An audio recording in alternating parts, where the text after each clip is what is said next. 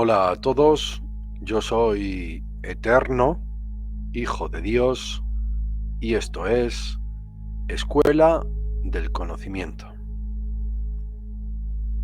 En este vídeo voy a explicar tanto el funcionamiento como la constitución del conocido en círculos cerrados de geometría sagrada, geobiología e incluso Feng Shui, a rectángulo solsticial. Un modelo geométrico para determinar los puntos de salida y del Sol en los solsticios y en los equinoccios en la Tierra plana. Un modelo geométrico que aguarda una intrínseca relación tanto con la orientación como con las proporciones y con las dimensiones de ermitas, abadías e incluso catedrales de la antigua Europa, pero también de centros ceremoniales de Centroamérica y Suramérica, así como de templos solares del antiguo Egipto. Un modelo que, si únicamente es coherente con la proyección de Giza obtenida por la triangulación de las tres grandes pirámides de Giza en la meseta de Giza, y por ende un modelo que tiene una intrínseca relación o íntima relación, una inherente relación con el modelo de la Tierra plana, significa que los maestros constructores de catedrales eran bien conocedores de que la Tierra no es una esfera. Este modelo geométrico fue traído a la península ibérica gracias a los trabajos del francés Raymond Montersy, así como por otros autores, que obtuvieron este conocimiento de los compañons, maestros constructores de catedrales en Francia. Si bien es cierto que hasta la publicación de mi volumen 3 de Geometría Sagrada de la Gran Pirámide, Tratado de Cosmografía y Tierra Plana, este modelo se utilizaba o este modelo se estudiaba mediante un cálculo meramente aritmético en el cual se utilizaba una constante fija.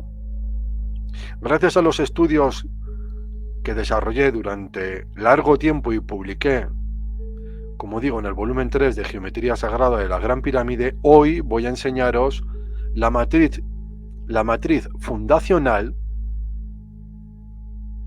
donde se constituye cualquier rectángulo solsticial para cualquier latitud de la Tierra,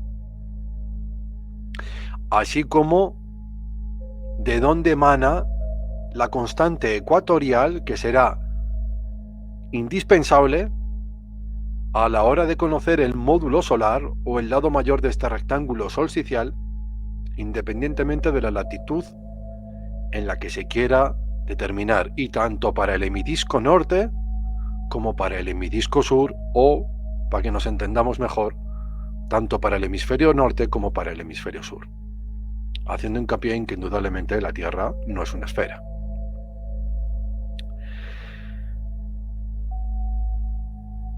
No voy a entrar en los extraordinarios secretos que aguarda el rectángulo solsticial y de cómo éste mantiene una igualmente intrínseca relación con la red sagrada o con la red solar, conocida como la red Peiré, tanto en círculos de geobiología y radiestesia como en los círculos de geometría sagrada, así como con las dimensiones, como he dicho, de ermitas, catedrales, abadías o construcciones sagradas de la antigua Europa. Sino que os voy a invitar a que estudiéis o que adquiráis inicialmente los 4 libros que conforman la saga Geometría Sagrada de la Gran Pirámide, y que estudiéis el extraordinario conocimiento que tenían las antiguas civilizaciones que poblaron la Tierra en la antigüedad. Un conocimiento que fue heredado por determinadas sociedades secretas y finalmente usurpado y pervertido por los Illuminati. No es este un canal dedicado a la divulgación o a temas relacionados con lo que hoy se conoce vulgarmente como conspiración, sino más bien todo lo contrario, a la divulgación del conocimiento tanto empírico relacionado con la geometría sagrada, las matemáticas de los lugares sagrados, sino también con el misticismo de las antiguas civilizaciones. Sin más preámbulo, y como siempre, sé que estos primeros datos pueden parecer, para muchos de los que no habéis leído mis libros o para aquellos que no habéis estudiado todos los vídeos de manera, digamos, proporcional o secuencial a medida que se han ido subiendo al canal, pueden parecer extraordinarios. Pero insisto en que adquiráis los libros tanto en Avant Editorial, la página web de Avant Editorial, como en Amazon, dejando por favor comentarios y votando acerca de la compra del libro para que otros se animen a comprar también ese libro y a conocer las teorías en las que se fundamenta la Tierra plana. Sin más preámbulo, amigos, y como siempre, paso a dar la explicación.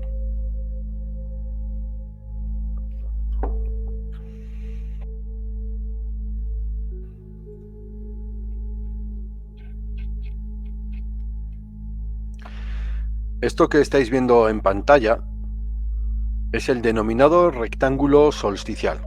En este caso es el rectángulo solsticial para la latitud 0 grados, es decir, para el gran círculo del ecuador sobre la Tierra plana. El rectángulo solsticial se constituye a partir del triángulo X, Y y 1, un triángulo que es fundamental para la constitución de cualquier rectángulo solsticial en función de la latitud del observador, que vamos a obtener dentro de la matriz fundacional del rectángulo solsticial, que es esta que estáis viendo aquí. Pues bien, por el desdoblamiento simétrico del triángulo rectángulo XY1, es decir, este que está rayado sobre este otro, se conforma este rectángulo, del que obtiene su nombre el rectángulo solsticial. Este es el rectángulo solsticial para la latitud 0 grados. Como veis, intrínsecamente tiene una relación con la estrella octaédrica, no con la estrella tetaédrica. Aquí se está representando una pirámide masculina o eléctrica por cuanto apunta hacia arriba, hacia el Sol, y una pirámide femenina o magnética, con un componente oculto puesto que apunta hacia el centro de la Tierra. Esto es el sello de Salomón o la estrella de David, un arquetipo sagrado usurpado por determinados colectivos y pervertido finalmente hasta llevarlo hacia el extremo más oscuro. Sin embargo, su naturaleza es totalmente la contraria. Esta es la esencia de la divinidad en geometría sagrada. Este es el corazón donde la gran pirámide alberga a los 5 sólidos platónicos. Pero esto es otro tema del cual hablaré en otros vídeos quizás más adelante. Pero fijaros cómo nuevamente el rectángulo solsticial tiene una relación intrínseca con la geometría sagrada base de la gran pirámide, que es la estrella octaédrica. Bien, ahora vamos a ver cómo funciona el rectángulo solsticial. El rectángulo solsticial lo que nos está marcando son los puntos de salida y del Sol en los días de los solsticios y de los equinoccios. En este caso, como he dicho, es el rectángulo solsticial para latitud 0 grados y cualquier observador en el centro de ese rectángulo, también conocido como el quinterno maya para determinadas civilizaciones antiguas como los mayas, los cuales, a través del rectángulo solsticial, constituían sus puntos, o sea, sus lugares ceremoniales, donde construían sus asentamientos y sus lugares sagrados, en los cuales marcaban los 4 hitos solsticiales y equinociales, estando el hombre y la mujer en el centro, el quinterno maya, el quinto punto, sobre el que además, dada que, sobre todo en Centroamérica, el paso cenital del sol se daba por el lugar donde se hallaba el centro ceremonial o el templo, además concurría otro hito solar. Pues bien, en este caso nos vamos a la latitud 0 grados y en el día del solsticio de verano, 21 de junio, para el hemisferio norte o para el hemidisco norte, el sol tiene un azimut en su salida de 66,55 grados.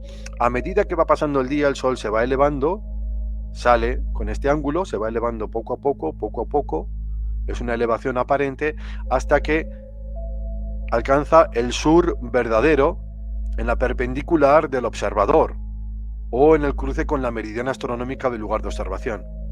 Es el momento en el que el sol tiene la altura aparente más elevada. Y ahora voy a hacer hincapié en un concepto. Basándome en la geometría sagrada aplicada a la astronomía antigua y deducida a partir de todas las técnicas que he podido obtener del estudio de la antigua civilización egipcia, el sol y la luna no varían en su altura verdadera. El sol y la luna rotan siempre a la misma altura verdadera de forma perpetua, o desde que el creador instituyó el reino y los puso en el lugar en el que están. La variación de altura es meramente aparente para el observador y difiere o varía en función de la declinación del sol para cada día. Y ahora el sol continúa bajando hasta que alcanza su ocaso, su puesta de sol. Es el día más largo del año, fijaros, representado en el rectángulo solsticial. Y su azimut en la puesta del sol es de 293,45 grados, con respecto al norte verdadero.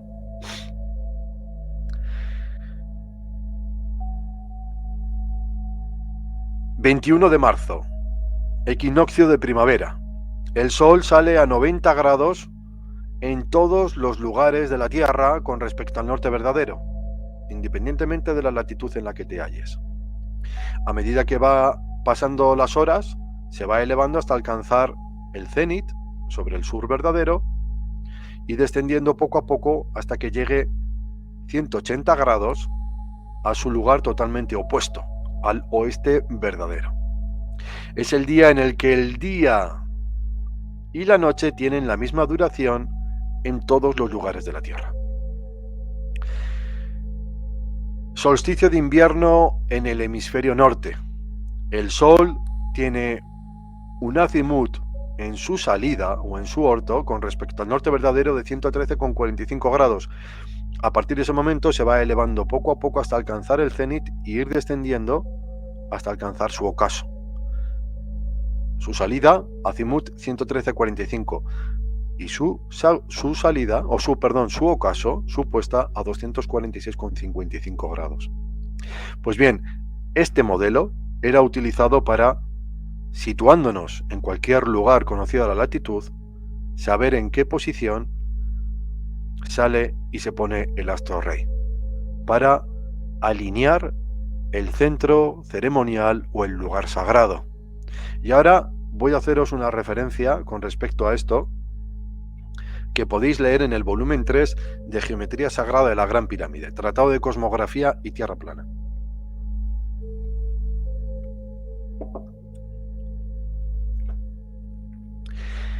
Cada 21 de diciembre, solsticio de invierno en el hemisferio norte, los rayos de Ra se elevan para penetrar en el Sancta Sanctorum del templo de Karnak.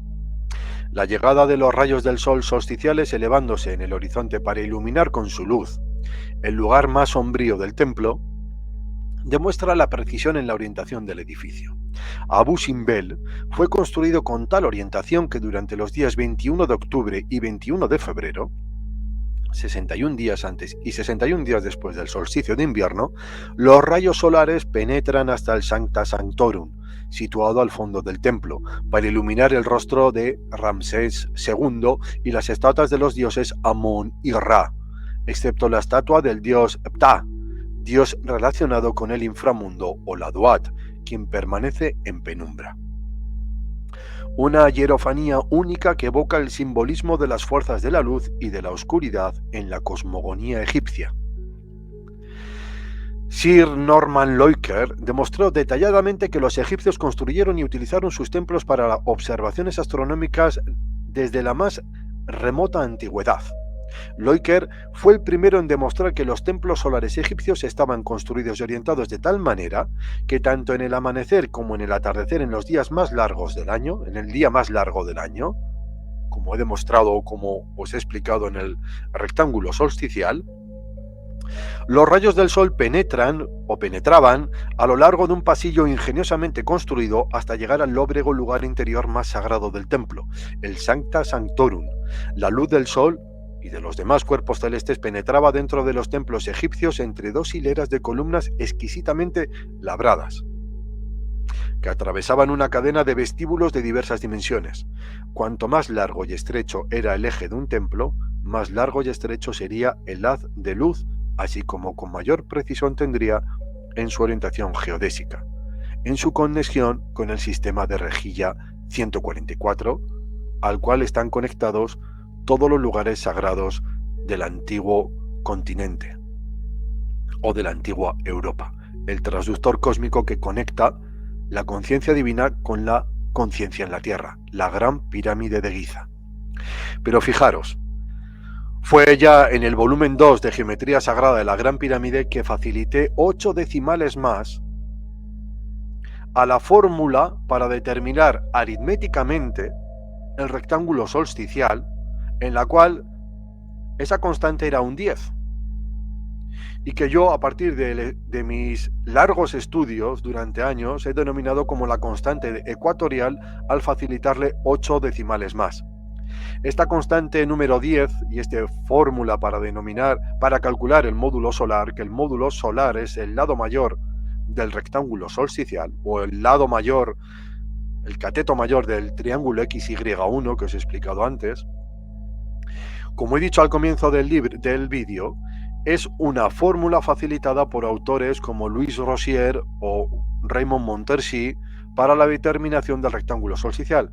Pero estos autores franceses en ninguno de los casos facilitan la información sobre de dónde emana este rectángulo, dónde se constituye o cuál es la relación que tiene, como vamos a ver, con la astronomía antigua y con la geometría que relaciona los movimientos de los astros con la Tierra plana, es decir, con la proyección de Giza hallada por la triangulación de las 3 grandes pirámides de Giza sobre la meseta de Giza, que podéis estudiar en el volumen 3 de Geometría Sagrada de la Gran Pirámide.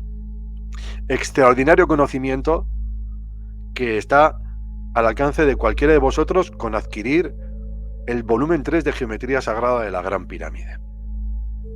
Pues bien, este modelo, que es el rectángulo solsticial, hoy nosotros lo podemos verificar mediante una página como Sun Ear Tools, en la que podemos obtener el gráfico polar para la latitud 0 grados, como veis aquí, latitud 0 grados, longitud 30 grados este, es decir, la meridiana de la Gran Pirámide de Giza, para el día 21 de junio, donde podemos verificar que la salida del Sol en ese día tiene un azimut de 61, 2, 3, 4, 5 y 6 con algo.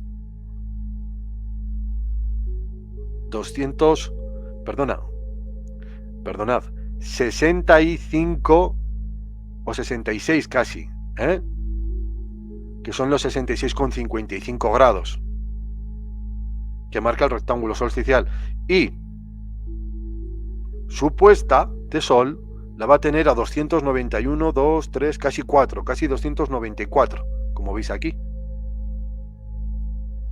Esto lo vais a poder verificar con cualquier rectángulo solsticial que halléis dentro de la matriz fundacional. puesto que antes de la llegada del hombre moderno y de todos estos cálculos y modelos, el hombre antiguo conocía de sobra esto, sabía calcularlo, determinarlo e incluso, como veremos ahora, hacer senos y cosenos de manera geométrica, sin utilizar la calculadora, algo que os enseñaré hoy aquí, para determinar el azimut. Todo ello en consonancia con una técnica inigualable en el tallado, alzado y pulido de la piedra. Ahora voy a explicar básicamente el funcionamiento de la matriz fundacional para hallar cualquier rectángulo solsticial que se halle entre la latitud 0 grados y la latitud 66,55, bien sea norte o sur. La latitud 66,55 norte o sur son los círculos polares. Si nos vamos aquí a la proyección de Guise, me sitúo sobre el círculo del Ecuador. Desde aquí al círculo polar ártico, como veis en ese cuadrito azul, hay 66,55 grados de latitud. Y lo mismo sucede, lógicamente, contra el círculo polar antártico, contra la gran barrera austral, 66,55 grados de latitud. Y esto es así porque si el rectángulo solsticial nos marca la salida y la puesta del sol en los solsticios y en los equinoccios, el día del equinoccio de primavera, que es el primer punto que determina el rectángulo solsticial, en el círculo polar ártico, el azimut del sol es de 0 grados. Y a medida que vayamos bajando esa latitud, el observador va a ir teniendo un azimut ya más positivo que irá hacia el este. Pero esto es otra cuestión que se avanzará en otro vídeo. Ahora vamos a ver por qué el rectángulo solsticial de la latitud 0 grados es el primer rectángulo de la matriz. Y es porque el triángulo XY1, que es la base de ese rectángulo solsticial, el fundamento, como veis aquí, tiene un ángulo con respecto al punto este de 23,45. Este ángulo es el ángulo de salida del sol en el solsticio de verano con respecto al este, y con respecto al norte de 66,55. ¿Pero por qué es el primero? Os explico. Fijaros, en el día del equinoccio el sol sale por el este verdadero y el sol se halla sobre el ecuador. Y a medida que van pasando 24 horas solares va dejando el ecuador para ir acercándose, a medida que pasan los días, cada vez más al trópico de Cáncer, a lo largo de la gran espiral que conforma el año trópico, para luego retornar al ecuador, al trópico de Capricornio y volver hacia el ecuador. Pues bien, a medida que va pasando del ecuador hacia el trópico de Cáncer, el sol, si cogemos esta tabla para calcular el rectángulo solsticial, yo aquí pongo ahora los 0 grados de latitud en los que me hallo, es el ecuador, y voy a poner el día de el equinoccio de primavera. El día del equinoccio de primavera, acorde al calendario o al disco calendárico del antiguo Egipto, basado en un año trópico de 364 días solares, tiene el día del equinoccio es el día 81 o 22 de marzo. Bueno, pues el día 81, como veis aquí, el azimut del sol es de 90. Y a medida que va dando vueltas hacia el norte, hacia el trópico de Cáncer, van pasando los días. Yo ahora pongo aquí el día 100. Y como veis aquí, el azimut del sol tiene 82 grados. En vez de tener 66,55 el día del solsticio, como ahora estoy yendo del equinoccio hacia arriba, este ángulo es mayor. Y tiene 82. Y a medida que va subiendo, 150, el día 150, que no sé qué día será, 68. Este ángulo se va haciendo más pequeño. Hasta que, llegado el día 172 del año, o 21 de junio, día del solsticio de verano, que dista con respecto al día del equinoccio 91 días solares, el Sol, día 172, tiene un azimut de 66,55 grados, como veis aquí. Y ahora, el Sol, como ha alcanzado el trópico de Cáncer, va a virar, a retornar, va a cambiar su rumbo, ahora va a cambiar el rumbo con dirección sur, para nuevamente, 91 días después, alcanzar el Ecuador. Eso quiere decir que ahora, a medida que van pasando los días, el día 200, por ejemplo, este ángulo nuevamente vuelve a ser mayor. Este ángulo vuelve a ser mayor, porque este es su punto máximo de azimut. Ahora va siendo este ángulo mayor, hasta que finalmente vuelve al equinoccio de otoño. Ponemos 250, que fijaros, ya está en 84 grados. El equinoccio de otoño se produce el día 263 o el 20 de septiembre. 263. Ya tenemos nuevamente 90 grados. Y ahora continuará hacia el trópico de Capricornio para lograr este ángulo 113,45. Pues bien, esto mismo lo podéis hacer con cualquier latitud que queráis. Ahora os voy a enseñar cómo hacerlo, por ejemplo, con la latitud 42 grados 82,57 norte. Para ello, entre el punto, como he dicho, XY1, este punto, por extensión hacia el 5, conforma el este verdadero, porque ya veis que el azimut de salida del Sol para ese día mana o sale a partir del norte. Pues bien, ahora voy a trazar un arco de circunferencia igual a la latitud del observador, desde el 5 hacia el norte, de 42,82. Y después voy a extender el punto 1 perpendicularmente sobre la recta X4, que es la que he conformado en función del arco de circunferencia igual a la latitud del observador. Pues bien, este punto de intersección entre el punto X y 2 determina el módulo solar o el lado mayor del rectángulo solsticial para esta latitud, 7,40,48.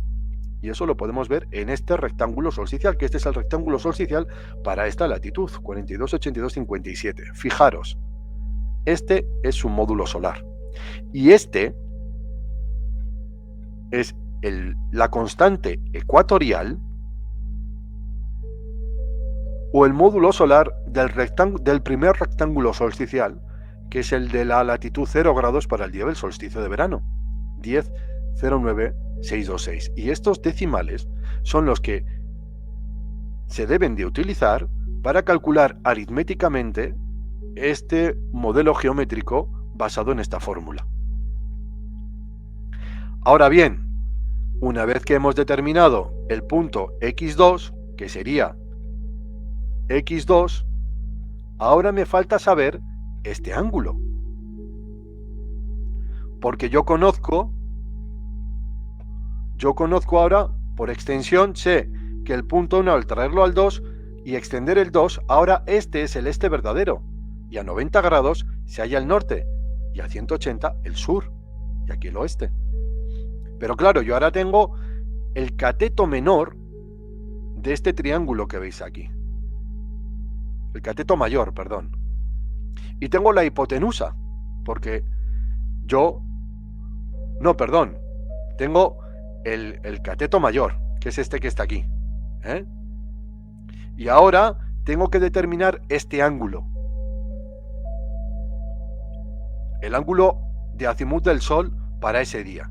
¿Y eso cómo lo voy a hacer? Porque yo puedo seguir extendiendo esta recta, pero desconozco este ángulo. Desconozco en qué punto se va a producir la intersección de este ángulo. Porque aquí tenemos un azimut desde el este o bien desde el norte.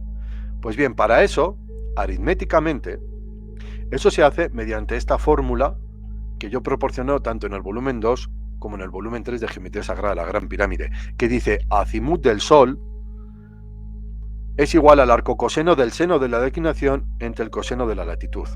Bien, el seno de la declinación del Sol varía en función del día del año. Entonces tú, en función de la declinación que pongas, al hacer la operación del seno de la declinación entre el coseno de la latitud, vas a hallar el ángulo de acimut para ese día, pero solamente el momento de la salida del Sol, el momento justo en el que se eleva sobre el horizonte. Es decir, que tiene 0,1 grados de altura aparente. A partir de ahí, el acimut empieza a variar, porque le sigue a la declinación, al movimiento del Sol. Pues bien,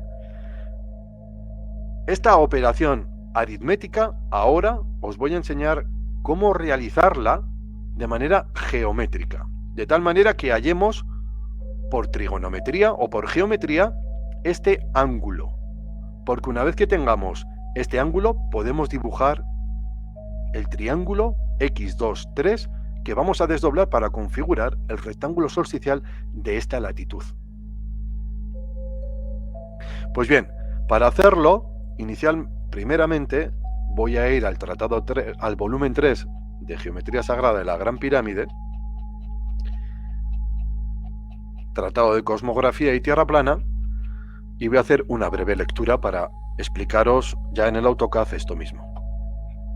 Dice, para hacer el seno de la declinación por trigonometría, según la figura 20, aquí vamos a utilizar la división de segmentos. Para dividir dos números, vamos a utilizar la división de segmentos basándonos en el teorema de Tales. No voy a explicarlo aquí ahora, cómo funciona, pero nos vamos a basar en él.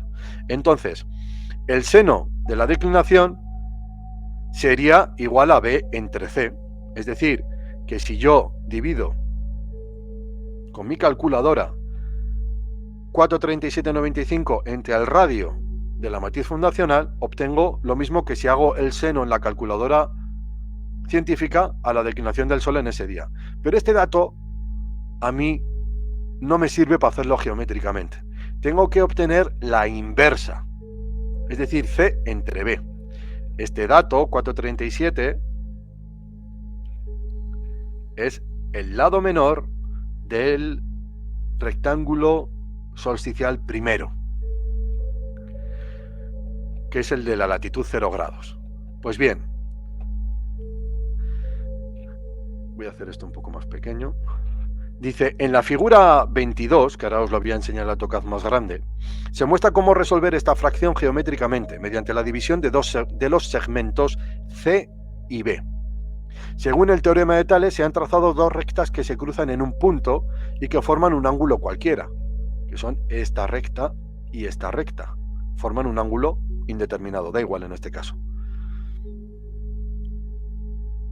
Trasladando las dos medidas C y B a una de las rectas, aquí están C y B.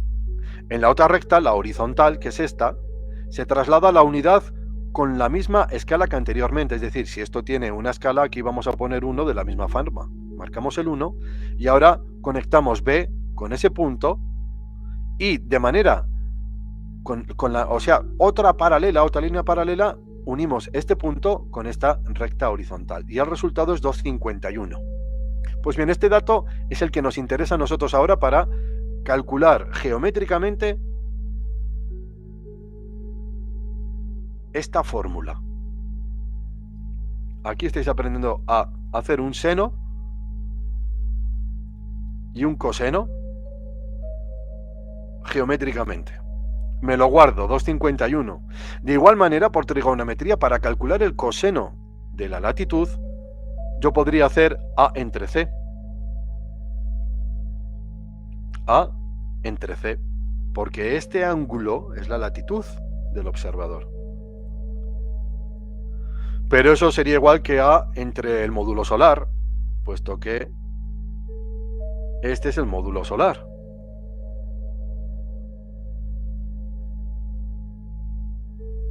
A entre el módulo solar, perdonadme.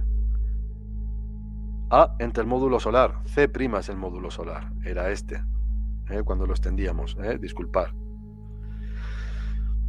Pero para nuevamente determinar esto de manera geométrica, no aritmética, tengo que hacer la inversa. Entonces, según el teorema de Tales, se muestra cómo se ha resultado, cómo es, mediante el mismo procedimiento que he explicado, cuál es el resultado. Y eso es 1,36. Pues bien, ahora,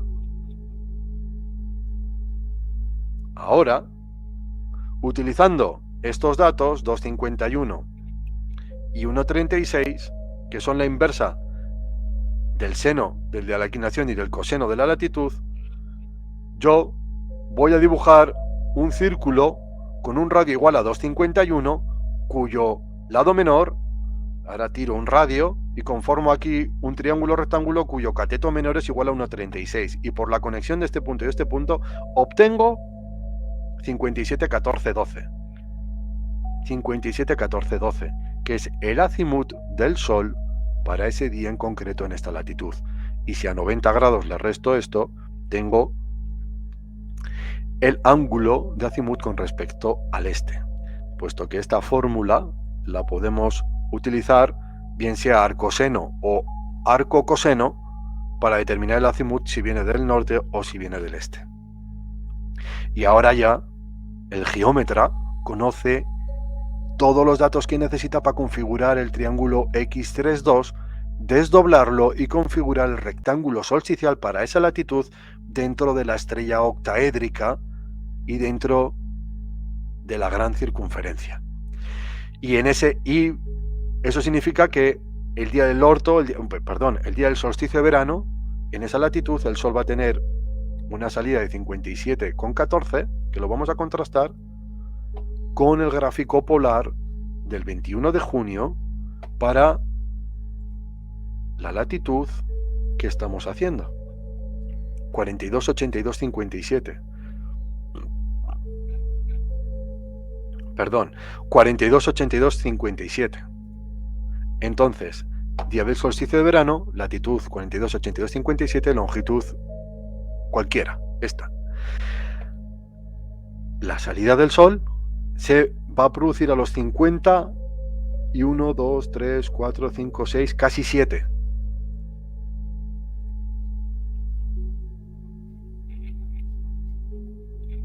Aquí 57, 14. Y la puesta del Sol a los 302, 85. 301, 2 y casi 3, veis aquí. 302, 85. Este es el extraordinario conocimiento del rectángulo solsticial y de cómo fue utilizado en la antigüedad para, en función de su módulo solar y de la proporción K, que es un valor que se halla por la división del lado mayor entre el menor, se le daba tanto las proporciones como las dimensiones al templo. Es decir, como os he dicho al inicio de este vídeo, yo no voy a entrar en los extraordinarios secretos que relacionan al rectángulo solsticial con las energías telúricas y cósmicas que son constituyentes de todo lugar sagrado que se precie. Pues bien, las dimensiones y las proporciones de un templo no son a capricho. En el volumen 2 de Geometría Sagrada demuestro mediante el estudio de la traza escurialense o la traza del Real Monasterio de San Lorenzo del Escorial cómo las dimensiones de San Lorenzo del Escorial son las mismas que las del Templo de Salomón. Y el Templo de Salomón no es más que la Gran Pirámide de Giza, puesto que en el libro primero de Geometría Sagrada de la Gran Pirámide facilito los números universales de los cuales mana todo este conocimiento, que son las proporciones originales de la Gran Pirámide. Pues bien, San Lorenzo del Escorial debe sus proporciones a las mismas que la Gran Pirámide o que el Templo de Salomón, pero codificadas mediante una numerología cabalística, y van a variar sutilmente en función de la latitud y de la longitud en la que se sitúa geográficamente o geodésicamente. Y todo esto está codificado en el rectángulo solsticial. Las proporciones y las dimensiones del templo, que pueden estar también en base a intervalos armónicos musicales u otras constantes sagradas, hacen que el templo esté en resonancia con la tierra y con el cosmos a través del portal electromagnético que es el Sol. Y el hombre se sitúa entre el cielo y la tierra, lugar en el que fue anclado para su desarrollo y para el reconocimiento de lo que es parte inherente de toda esta magnífica creación. No voy a extenderme más en ese concepto porque entiendo que es necesario percibirlo, sentirlo. Es extraordinario poder experimentarlo en campo mediante los elementos sensitivos que nos da el cuerpo energético, elementos radiestésicos, etc. Pero no voy a entrar en profundidad en todo esto porque no es el momento, el caso, ni Internet sirve para esto. Por lo tanto, os invito a que adquiráis y que estudiéis los libros que conforman la saga Geometría Sagrada de la Gran Pirámide y que descubráis no solamente este fascinante secreto, sino muchos otros, y su relación con la Tierra plana. Los antiguos maestros constructores de catedrales, ermitas y centros ceremoniales de cualquier lugar de la Tierra, bien sea Egipto, bien sea la India, bien sea el Tíbet, bien sea Centroamérica, conocían este modelo y lo que significaba con respecto a los movimientos del Sol y la Tierra plana que habitaban. La Tierra es plana, amigos. Que tengáis un feliz día y un saludo.